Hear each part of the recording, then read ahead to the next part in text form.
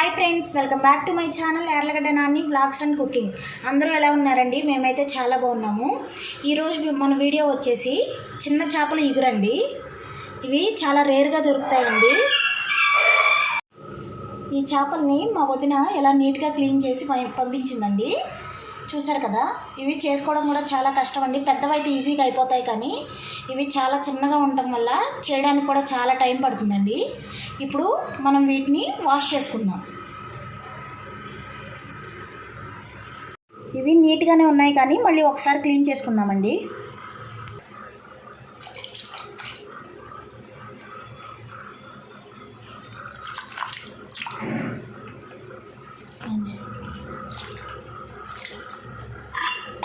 ఇలానా నీట్గా 2 times wash చేసుకున్న తర్వాత ఒక బౌల్లోకి తీసుకుందాం.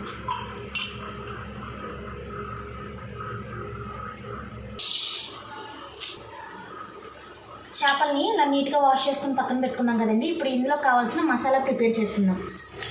ఈ మసాలా కోసం కొంచెం అల్లం, వెల్లుల్లిపాయలు, 2 టేబుల్ స్పూన్ల గసగసాలు, కొంచెం చెక్క, ఒక 7-8 లవంగాయలు, ఒక మీడియం సైజ్ ఆనియన్ వేసి పేస్ట్ చేసుకోవాలండి. ఒక మీడియం సైజ్ ఆనియన్, 2 పచ్చిమిర్చి ముక్కలుగా కట్ చేసుకుని పెట్టుకోవాలి. ఇప్పుడు వీటిని పేస్ట్ చేసుకుని చూపిస్తాను.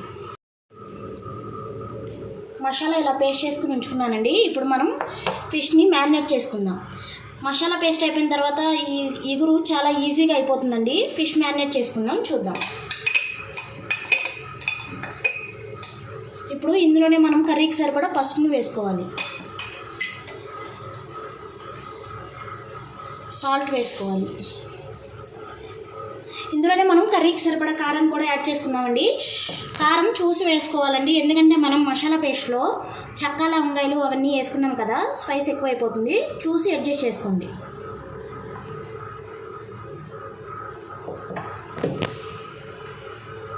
ఇప్పుడు మనం మిక్సీ చేసి ఉంచుకున్న మసాలా పేస్ట్ని కూడా ఇందులో యాడ్ చేసుకుందాం.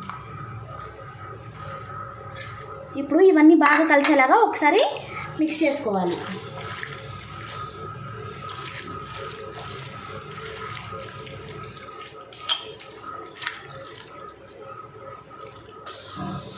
ఇలా బాగా మిక్స్ అయ్యేలా కలుపుకున్న తర్వాత ఒక 10 మినిట్స్ పాటు పక్కన పెట్టుకుందాం.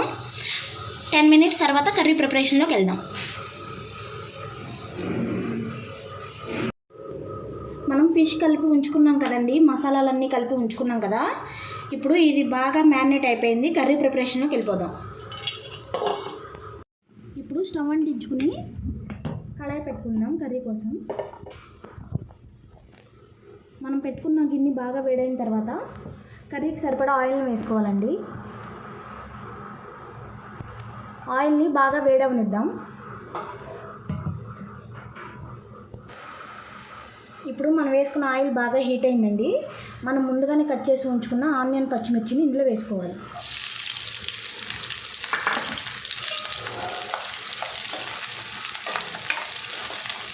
మనం వేసుకున్న ఆనియన్, పచ్చిమిర్చి బాగా ఫ్రై అవ్వాలండి. మధ్య మధ్యలో కలుపుకుంటూ బాగా ఫ్రై చేసుకోవాలి.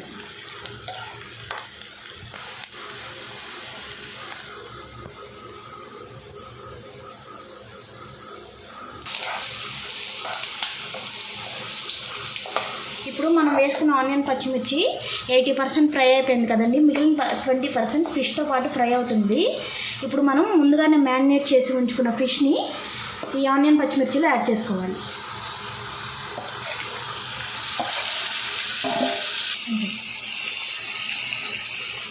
ఇప్పుడు మనం వేసుకున్న ఫిష్ని ఒకసారి బాగా కలుపుకోవాలండి. ఆనియన్, పచ్చిమిర్చి, ఫిష్ అంతా కలిసేలాగా. ఫిష్ కర్రీని ఎక్కువగా కదపకూడదండి, విరిగిపోతాయి. ఇప్పుడు స్టార్టింగ్లోనే కాబట్టి ఒకసారి కలుపుకోవచ్చు. ఇప్పుడు మనం మ్యారినేట్ చేసి ఉంచుకున్న మసాలాలు మొత్తం ఈ ఆయిల్లో ఫ్రై అయ్యే వరకు మూత పెట్టి సిమ్లో పెట్టి ఒక 5 మినిట్స్ ఉంచుకోవాలండి. 5 మినిట్స్ తర్వాత చూద్దాం. ఇప్పుడు మూత పెట్టేసుకుందాం. ఇప్పుడు మనం మూత పెట్టాము కదండి. ఒక 5 మినిట్స్ తర్వాత మూత తీసి చూస్తున్నాను ఎంతవరకు కుక్ అయిందో. ఇప్పుడు మనం గరిటె పెట్టకూడదండి. ఫిష్లో ఇలానే కలుపుకోవాలి, ఎందుకంటే కొంచెం సాఫ్ట్ అయిపోయి ఉంటుంది. చిన్నవే కాబట్టి త్వరగానే ఉడికిపోతాయి. ఇలా ఒకసారి కలుపుకుని మళ్ళీ పొయ్యి మీద పెట్టుకుందాం. మనం వేసిన ఆయిల్ పైకి తేలుతుంది కదండి, ఇంకొక 5 మినిట్స్ ఇలానే ఆ నూనెలో ఫిష్ని మగ్గించుకోవాలి. తర్వాత వాటర్ యాడ్ చేసుకుందాం. సిమ్లో పెట్టుకుని ఇంకొక 5 మినిట్స్ ఉడికించుకుందాం ఇలానే. ఇప్పుడు మళ్ళీ ఒకసారి మూత తీసి చూసుకుందామండి. చూసారు కదా, మన ఫిష్ అయితే 50% కుక్ అయిపోయిందండి ఆయిల్లోనే. ఒకసారి ఇలా కలుపుకుని కర్రీకి సరిపడా ఎసన్ని యాడ్ చేసుకుందాం. చాలా తక్కువగానే పడుతుందండి, చిన్న చేపలు కాబట్టి. అందులో మనకి నూనెలోనే మగ్గిపోయిందండి కర్రీ అంతా. కొంచెం ఆ మసాలా పచ్చి వాసన రాకుండా ఉండడం కోసం కొంచెం యాడ్ చేసుకుందాం.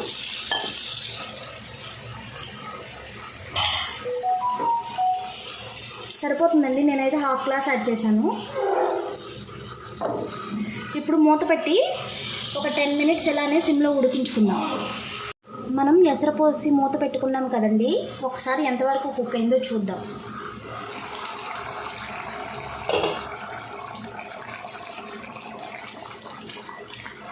మన ఫిష్ ఇగురు అయితే 80% కుక్ అయిపోయిందండి, ఇంకొంచెం దగ్గర పడాలి. ఈ చేపల్ని ఎక్కువగా ఇగురే చేసుకుంటారండి, పులుసు చేసుకోరు. ఇగురు చేసుకుంటేనే ఈ చేపలు చాలా టేస్టీగా ఉంటాయండి. మేమైతే ఇలానే చేసుకుంటాము. మళ్ళీ మూత పెట్టుకుని ఒక 10 నిమిషాలు ఉడికించుకుందామండి. 10 నిమిషాల తర్వాత చూద్దాం. లో ఫ్లేమ్లో పెట్టుకోవాలండి. 10 మినిట్స్ తర్వాత ఒకసారి మూత తీసి చూద్దామండి ఎంతవరకు వచ్చిందో. మన ఫిష్ ఇగురు అయితే రెడీ అయిపోయిందండి.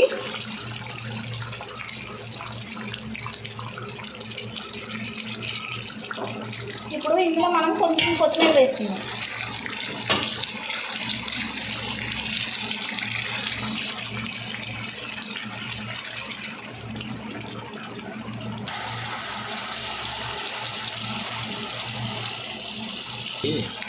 అలా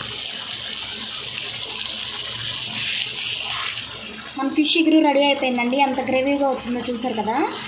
ఇలా గ్రేవీగా చేసుకోవాలండి, వాటరీగా ఉంటే అస్సలు బాగుండదు.